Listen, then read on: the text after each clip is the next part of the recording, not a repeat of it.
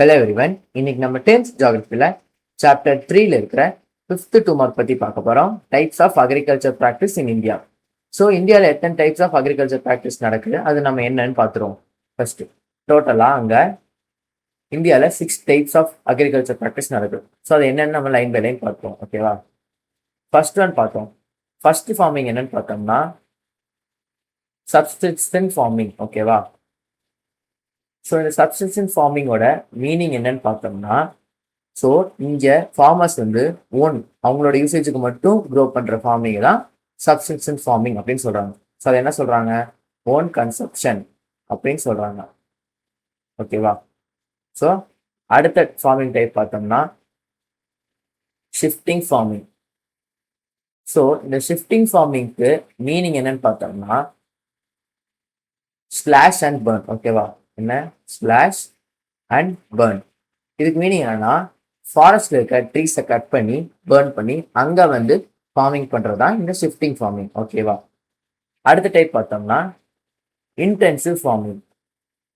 So இந்த intensive ஃபார்மிங்க்கு meaning என்னன்னு பார்த்தீங்கன்னா ஒரு சின்ன இடத்துல ஹை இன்புட்டா என்னன்னு பார்த்தோம்னா ஃபர்டிலைசர்ஸ், இரிகேஷன்ஸ் அந்த மாதிரி ஹை இன்புட் கொடுத்து அந்த சின்ன லேண்ட்ல ஹை ஈல்டு கொண்டு வர மாடர்ன் அக்ரிகல்ச்சர் தான் இன்டென்சிவ் ஃபார்மிங் அப்படின்னு சொல்றாங்க. ஓகேவா? அடுத்த டைப் என்னன்னு பார்த்தோம்னா மிக்ஸ்டு ஃபார்மிங். ஸோ இந்த மிக்ஸ்டு ஃபார்மிங் இருக்கு மீனிங் என்னன்னு பார்த்தீங்கன்னா இங்கே வந்து கிராப்ஸ் அப்புறம் லிவ் ஸ்டாக்ஸ் என்னன்னா டொமஸ்டிக் அனிமல்ஸ், இந்த ரெண்டுத்தையுமே டுகெதரா வளர்க்கறது தான் இந்த மிக்ஸ்டு ஃபார்மிங். ஓகேவா? அடுத்தது என்னன்னு பார்த்தோம்னா try farming.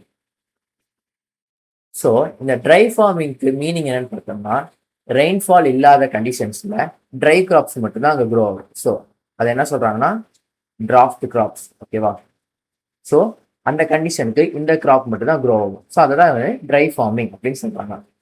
So last farming type என்னன்னு பார்த்தோம்னா டெரஸ் ஃபார்மிங். ஸோ டெரஸ்ங்கிற மீனிங் என்னவே ஹைட் டாப். ஓகேவா? ஸோ இது வந்து என்ன ஹில் பிளேசஸ்ல பண்ற ஃபார்மிங் தான் டெரஸ் ஃபார்மிங் அப்படின்னு சொல்றாங்க. ஸோ இப்போ நம்ம ரீகேப் போயிடுவோம். டோட்டலாக இந்தியாவில் எத்தனை டைப்ஸ் ஆஃப் அக்ரிகல்ச்சர் ப்ராக்டிஸ் நடக்குதுன்னு பார்த்தோம்னா 6 type. So line by line என்னன்னா ஃபர்ஸ்ட் வந்து சப்ஸ்டியூஷன் ஃபார்மிங்.